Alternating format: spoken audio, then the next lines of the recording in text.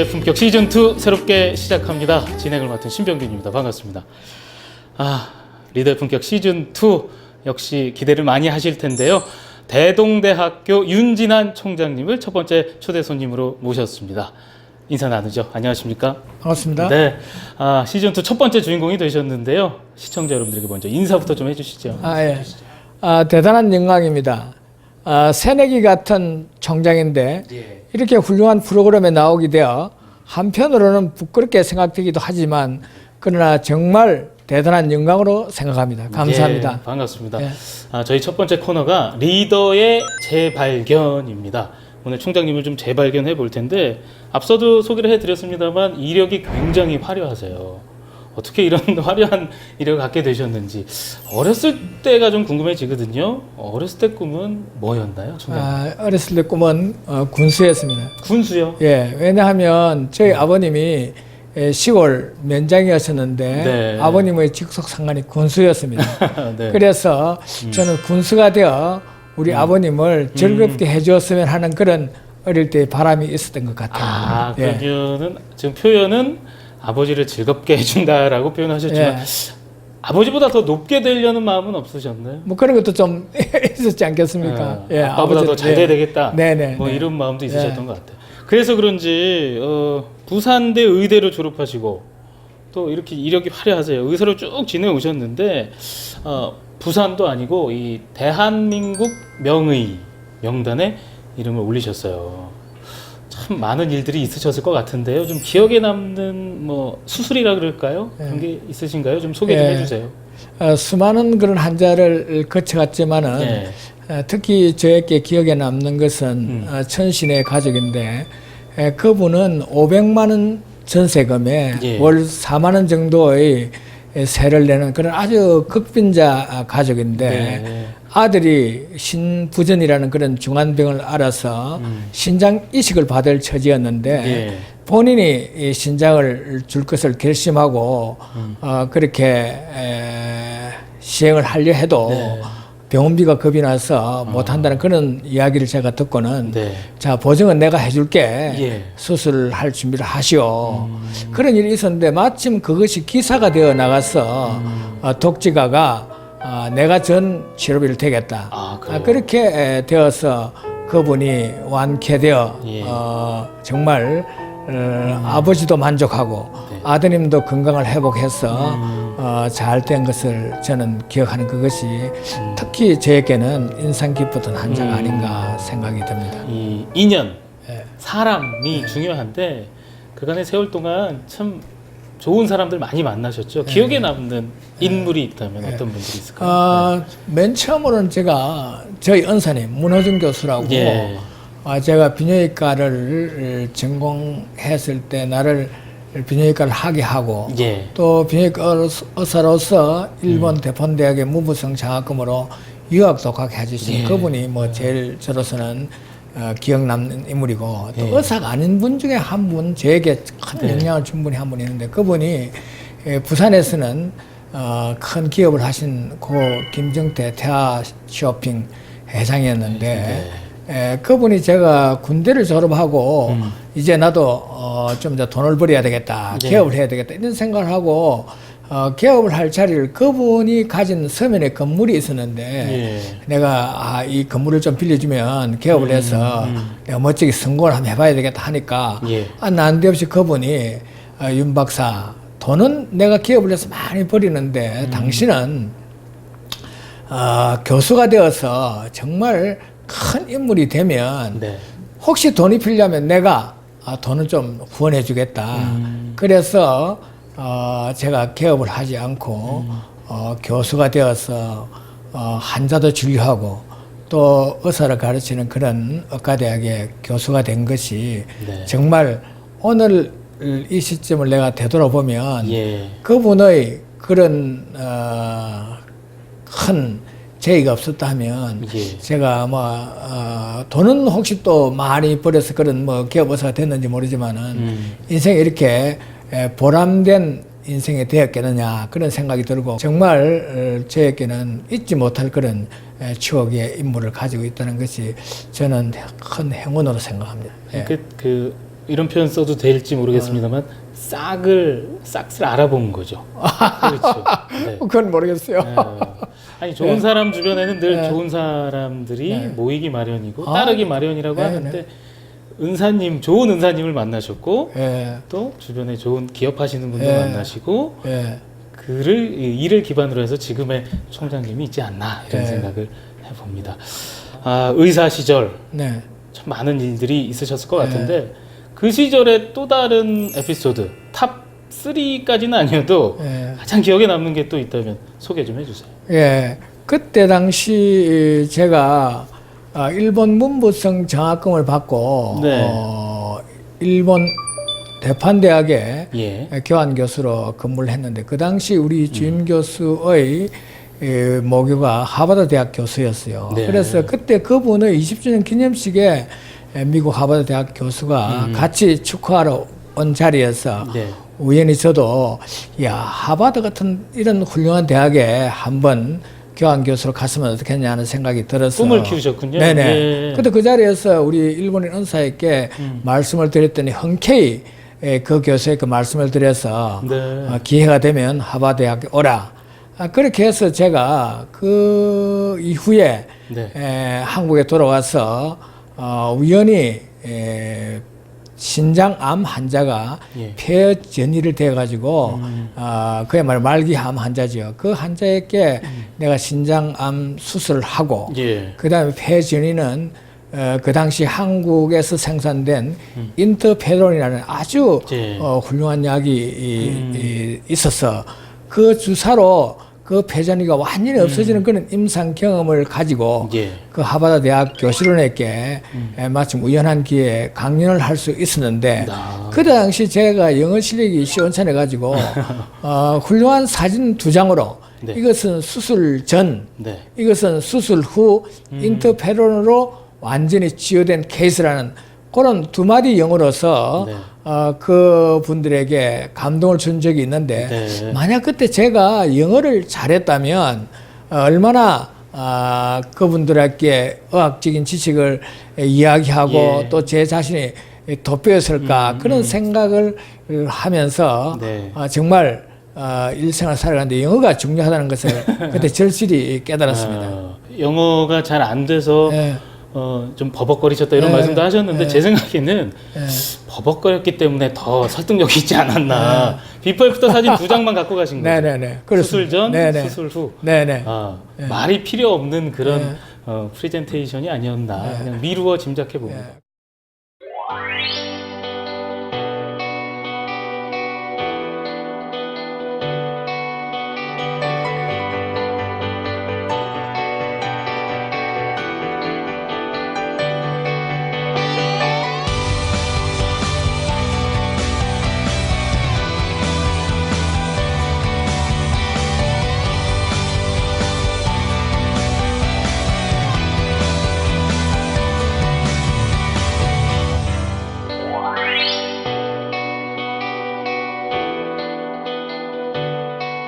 네, 이렇게 야외에 좀 나와 봤는데요. 학교 안에 이렇게 좋은 공간이 있는지 몰랐는데 네. 이것은 어떤 곳인가요? 예, 이곳은 우리 학교의 하늘공원이라는 예. 곳인데 우리 학교를 보면 앞쪽은 빌딩 에어리아, 네. 뒤쪽은 그린 에어리아라고 이쪽에는 이제 그린 에어리아를 대표하는 예. 그런 소위 말해서 공원 같은 곳이에요. 아무래도 의사시니까 건강 관리는 뭐 누구보다도 잘 하실 것 같은데 나만의 건강 관리 비법이 있다. 예. 그럼 좀 소개를 해주세요. 보통 우리가 내가 생각하는 건강관리라는 것은 의사는 환자를 보기 때문에 내가 건강해야 네. 환자를 진료하는데 제일 중요하지 않겠나 이런 그렇죠. 생각을 가집니다. 예. 그래서 난 첫째로는 정원 가꾸기를 내 취미로 삼고 있어요. 내가 정원 시골집에 가꾸기요? 네네 시골집에 정원이 있는데 그 정원을 나무에 올라가서든지 또 뭐 이렇게 기구를 이용해서 가꾸고 특히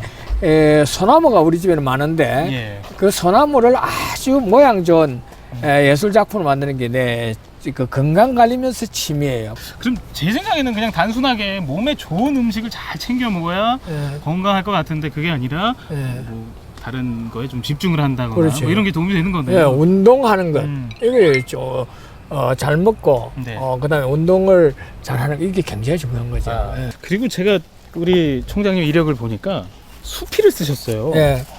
그리고 1년에 예. 2번 예. 또 잡지도 출간을 예. 하시고 예. 그쪽에 원래 좀 관심이 있으셨어요. 예. 저는 어릴 때부터 그 멋진 글을 쓰는 사람들을 예. 참 존경하고 그런데 저는 그런 그 소위 글 쓰는 재주가 없다라고 생각했는데 네. 어느 시기에 이제 의학 칼럼을 쓰고 또 그런 글을 쓰다 보니까 어떤 분이 당신 꽤 글 쓰는 재주가 있다 이런 이야기를 듣고부터는 예. 자주 의학 칼럼을 쓰게 되고 또 한국 전립선 연구재단이라는 걸 만들어서 예, 예.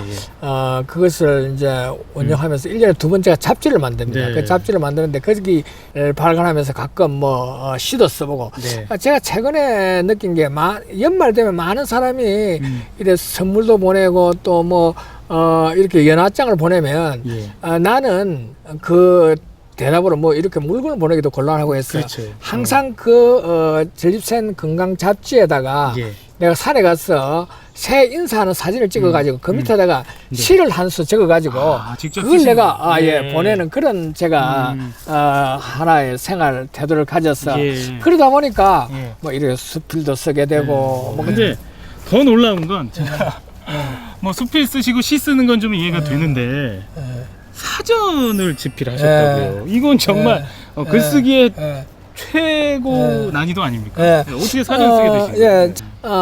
한국하고 일본어가 그 주어 나오고 마지막에 동사 나오는 게 비슷하고 네. 또 제가 영어를 하다 보니까 우연히 중국어를 보게 되니까 중국어도 또 비슷하다고 구조가 그거는 또 오히려 주어 나오고 동사 나오고 이런 어떤 규칙을 보고 이 네 개 언어가 다 한자로 영향을 받았더라고. 특히 우리말 같은 경우는 70%가 한자어기 그렇죠. 때문에 이 한자만 잘하면 이 네 개 국어가 잘 되겠다는 생각을 오랫동안 하고 있었어요. 그래서 제가 한 6년 동안 그거를 서로 네 개 언어가 한자와의 관계 또 영어와의 관계를 이제 연계해서 제가 다언어 구사를 위한 한중일 사전이라는 거를 원고를 만드는데 한중일 사전. 네네. 그래서 마침 내가 대동대학 총장이 되면서 뭐 기념 뭔가 하나 해야 되겠다. 그렇게 해서 제가 그 사전을 발간하게 되었어요. 그래서 그걸 만들어서 아직 완성된 본은 아니지만은 이렇게 가끔 내가 그 선물을 해보면 언어에 관심이 가지고 있는 분이 의외로 많더라고요. 특히 그렇죠. 요새 최근에는 중국어를 하고 싶은 사람이 많이 있는데 그런 것이 서로 한국, 일본어, 중국어는 서로 그 규칙만 잘 알면 쉽게 그 한자를 익힐 수 있는 그런 그 계기를 내 사전을 통해서 되었다 이런 이야기를 들어서 저는 큰 그 보람을 느끼고 있습니다. 알겠습니다. 가족 관계는 어떻게 되세요? 예, 저는 우리 집사람이 항상 불행하게 생각하는 게 남편 남자 두 아들 뿐이고 그래서 항상 그래서 항상 자기 혼자만 여자고 이래서 1대 3이네요. 소위 말해서 남자들 세계에서 자기가 항상 고생한다 이렇게 생각하는데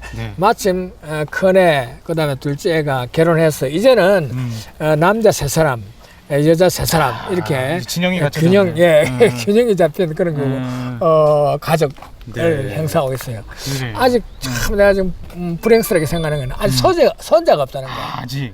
손자도 없고 그게 내가 결혼한 지는 전부 다 한 3년, 1년쯤 됐어요. 아마도 다 전문인이기 때문에 좀 인생을 좀 즐기고 다음에 아기를 가져야 되겠다 하는 그런 생각 같아요. 그래서 내가 그렇다고 뭐 시아버지가 뭐 자꾸 손자 보고 싶다 아이 강요할 수는 없고 해서 제가 아주 내가 별로 불만이 없는데 그 점이 제가 조금 불만이 굳이 있다면 그거군요. 그러면 여기 지금 카메라 한번 보시고 자녀들에게 아들들에게 하시고 싶은 말씀 있으시면 한 말씀 하세요. 네. 자, 우리 그 아들 그다음에 우리 새끼 둘이 불만스럽게 생각하지 말고 우리 아나운서께서 소원을 말해보라 해서 나도 나이가 이제 이렇게 좀 들었으니까 손자든 손녀든 나는 문제 삼지 않고 좌우한 나 대를 이을 그런 후계자나 후계녀가 있었으면 좋겠다. 그런 이야기를 간곡히 하고 싶어요.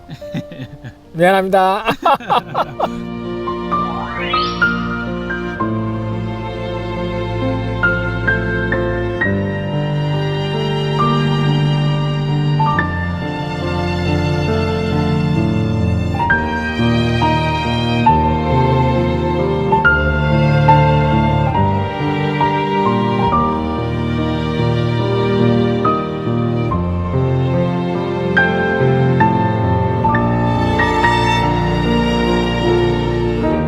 리더의 품격 시즌2 대동대학교 윤진환 총장님과 함께합니다. 자리를 좀 옮겨봤는데요.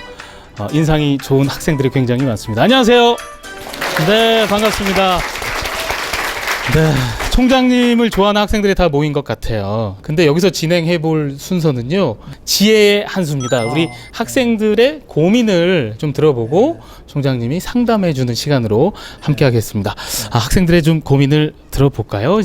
요즘 사람들을 보면 남의 시선을 많이 신경 쓰는데 이렇게 보여주기 위해 산다는 생각을 자주 합니다. 그 SNS 역시 보면 소통을 하기보다는 보여주기 위해 살아간다는 생각을 많이 하는데, 저 역시 혼자 살아가는 사회가 아니다 보니까 무시할 수도 없고 어떤 자세로 임해야 가장 바람직한 모습으로 보일지 총장님의 생각이 가장 궁금합니다. 예, 너무 제가 생각하는 SNS를 제가 안 하는 거는 우리 학생들이 너무 SNS 그 자체를 즐기고 그게 너무 많은 시간을 하는 것이 참 저는 안타깝습니다. 저는 매일 아침 신문이나 방송에서 영어 한마디, 일본어 한마디, 중국어 한마디 이런 것을 내가 매일 외워보고 생각하고 말하고 그런 곳에 투자를 많이 하는 쪽으로 생각하지, SNS 잡다한 내 이야기하고 나무 이야기 듣고 시시콜콜 이렇게 하는 것이 왜 저런 데 귀중한 시간을 투자를 할까, 이런 생각을 제가 가지고 있는 SNS에 대한 생각입니다. 혹시 여러분들 생각 맞지 않다 하더라도 뭐 그 전체를 다 바꾸라고는 할 수는 없지만은 일부분은 제 생각에 좀 동의하시면 그런 방향으로도 SNS를 활용하면 저는 대단한 여러분의 인생에 도움이 되리라고 생각합니다. 네, 적당한 SNS는 도움이 네네. 되지만 과하면 독이 될 수 있으니까 좀 주의하는 게 좋겠네요. 저는 부자가 되고 싶습니다. 요즘 유명한 사람들을 보면 좋은 대학을 다니거나 공부를 잘하는 것 같지만은 않습니다. 어떻게 해야 빨리 부자가 될 수 있을까요? 네, 우리 학생 질문은 굉장히 쉬웠어요. 부자가 되려면 어떻게 해야 되나요? 질문은 쉬운데 대답은 좀 어려우실 것 같아요. 예. 어떠세요? 예. 뭐 여러 가지 이야기를 할 수 있는데 여러 가지 제가 비법이 있는데 그것을 이야기하면 약간은 부자가 되는 데는 비교육적인 면이 있기 때문에 그 이야기는 내가 삼가하고 네. 정말 부자가 되는 길, 쉬운 길 하나는 전문가가 되는 겁니다. 전문가가 되면 예를 들면 여러분이 뭐 아까 조금 전에 말했던 호텔 소믈리에 바리스타 학과다. 그 분야의 전문가가 되면 정말 부자 될 수 있습니다. 그런데 전문가가 된다는 것이 그렇게 쉽지 않아요. 그래서 저는 사실 불가능하지만 저는 만 시간의 이런 그 실습 이런 걸 내가 주장하는 사람인데, 만 시간을 실습을 하면 그 분야의 전문가가 된답니다. 그러니까 피나는 노력을 해서 전문가가 되면 그 다음에 여러분 경제적인 거는 자연히 해결됩니다. 그게 제일 쉬운 부자의 길이고, 그 다음에 또 부자가 정말 부자가 되는 길을 내가 알고 있어요. 그건 또 여러분들 기회가 되면 내가 이 자리에서는 네. 안 밝히시는 이 건가요? 자리에서는 네. 그건 왜냐면 상당한 기법이 요하고 또 약간은 트릭도 좀 이게 필요하기 때문에 네. 그건 다음에 이야기 드릴게요. 네. 여러분 오. 잘하면 정말 부자 되는 길을 내가 가르쳐 드릴게요. 네. 그래요. 제일 쉬운 길 오늘 하나 이야기 드렸습니다. 네, 자신의 일을 열심히 하다 보면 돈은 그냥 쫓아온다는 말씀을 해주셨습니다. 그리고 비법은 이 자리에서 말고 나중에 공개를 한다고 하시니까요. 개인적으로 좀 찾아가시면 알려주십니까? 네. 네, 개인적으로 찾아가는 걸로 하고요. 자, 이번에는 총장님께 좀 질문하는 시간을 갖도록 하겠습니다. 이거 좀 개인적인 질문인데, 총장님이 취임하시고 나서 토익이나 JPT가 좀 강화돼서 애들이 아침마다 좀 일찍 오고 고생 많이 하고 있거든요. 근데 그 외국어를 강조하시는 이유와 또 총장님은 몇 개 국어를 구사 가능하신지 궁금합니다. 외국어는 정말 우리 인생을 바꾸는 하나의 수단이라고 생각하기 때문에 그렇습니다. 왜냐하면 우리 학교의 학과들은 상당히 외국어가 필수인 학과가, 예를 들면 여러분 호텔 소믈리에 바리스타 학과를 봅시다. 영어를 잘하면 호텔 같은 데 취직을 할 수 있지만은 영어를 잘못하면 호텔 같은 데 취직할 수 없어. 자격 아예 원서조차 내지 못합니다. 그럼 어디 가겠어요? 일반 레스토랑 뭐 그런 데 안 가겠어요. 인생이 달라집니다. 영어를 하는 것과 못하는 것은. 그 이에 우리 대학에 있는 뭐 뷰티 아트, 그 다음에 간호학과, 이 모든 과들이 영어를 잘 하면은 새로운 직업의 길이 열리고, 지금 뭐 청년 실업 굉장히 문제죠. 제 생각에 영어만 잘하면 아주 쉬운 취직할 수 있는 길이 있다는 걸 나는 현장에서 내가 경험하고, 또 그것을 여러분들에게 외국어는 하루아침에 되지 않기 때문에 강조하는 이유가 거기에 있습니다.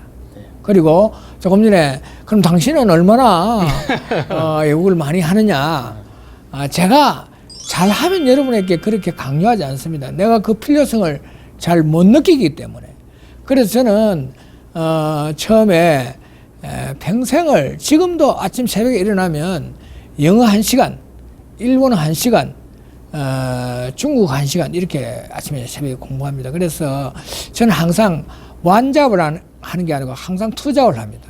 아침 EBS 강의 들으면서 저는 내 건강을 위해서 폼 롤러 엑서사이즈라고 막대기 가지고 운동하는 게 있는데 그걸 하면서 영어를 공부하고 이러는데, 아까 질문한 대로 뭐 내가 말하는 단어를 유창하게 구사해서 그런 게 아니고 그런 유창하게 할 수 있는 그런 어떤 길을 여러분에게 가르쳐주고, 또 내 자신에게 그렇게 하려고 애쓰는 그런 중입니다. 부끄럽게도. 네. 유창하게 하지는 못하신다는 말씀을 하셨고, 그랬기 때문에 너희들에게도 강조하는 거다라는 말씀도 해주셨습니다. 지혜 한 수 함께 했는데요. 대동대학교 학생들과 함께 했습니다.